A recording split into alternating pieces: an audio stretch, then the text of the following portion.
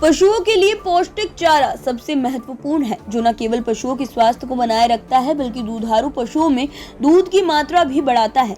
ऐसा ही एक चारा है अजोला, जिसे पशुपालक उगाकर अपने पशुओं के स्वास्थ्य को बेहतर बना सकते हैं।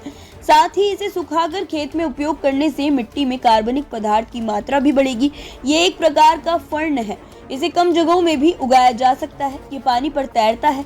यदि आपके पास छोटा जलाशय है तो आप उसे उसमें उगा सकते हैं, अन्यथा आप इसे छोटा गड्ढा बनाकर भी उगा सकते हैं। इतना ही नहीं, किसान इसे सुखाकर खेतों में अच्छी जैविक खाद के रूप में भी इस्तेमाल कर सकते हैं। इससे मिट्टी में कार्बनिक पदार्थ की मात्रा बढ़ती है, इसलिए ये एक अच्छे जैविक उर्वरक के रूप में भी काम करता है।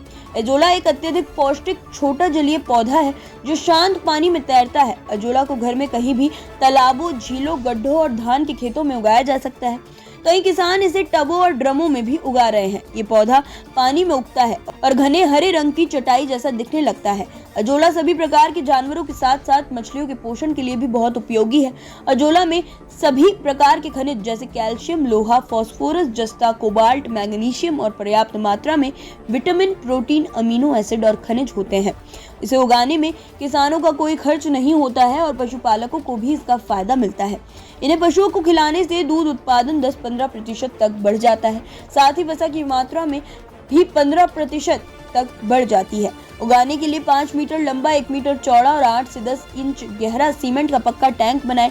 टैंक की लंबाई एवं चौड़ाई आवश्यकता अनुसार बढ़ाई या घटाई जा सकती है। यदि टैंक नहीं बन सकते हैं तो जमीन को समतल करके उस पर ईंटें बिछाकर टैंक जैसा गड्ढा बना ले। गड्ढे के चारों ओर 150 ग्राम मोटी पॉलीथीन लगा दे और ईंटों आदि से अच्छी तरह दबा दे। गड्ढे को किसी छायादार स्थान पर बनाएं। गड्ढे में खेत की लगभग 40 किलोग्राम साफ छनी हुई और भुरभुरी मिट्टी डालें।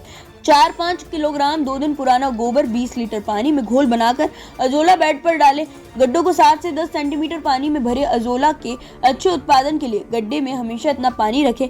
1 से 1.5 किलोग्राम मदर अजोला कल्चर पानी में डालें। इसे एक बार गड्ढे में डालना पड़ता है, उसके बाद ये धीरे धीरे बढ़ने लगता है। 10 से 12 दिनों में अजोला पानी के ऊपर फैल जाता है और मोटी हरी चटाई जैसा दिखने लगता है। 12 दिनों के बाद प्रतिदिन 1 किलोग्राम अजोला को प्लास्टिक फिल्टर के माध्यम से हटाया जा सकता है। सप्ताह में एक बार गाय के गोबर के पानी का घोल बनाकर गड्ढे में डालें। पशुओं को खिलाने से पहले अजोला को पानी से निकालकर अच्छी तरह साफ कर ले, ताकि उसमें गोबर की गंध न आए। अजोला को पशुओं के दैनिक आहार में समान मात्रा में मिलाकर प्रतिदिन दूध देने वाली पशुओं को खिलाएं। ऐसा पाया गया है कि इससे मिलने वाले पोषण से दूध का उत्पादन 10 से 15% बढ़ जाता है और 20 से 25% दैनिक चारा भी बच जाता है। अजोला को पोल्ट्री पक्षियों को भी खिलाया जा सकता है, इससे उनकी वृद्धि तेजी से होती है। इनका वजन सामान्य चारा खाने वाली अन्य मुर्गियों की तुलना में 10 से 12% अधिक होता है।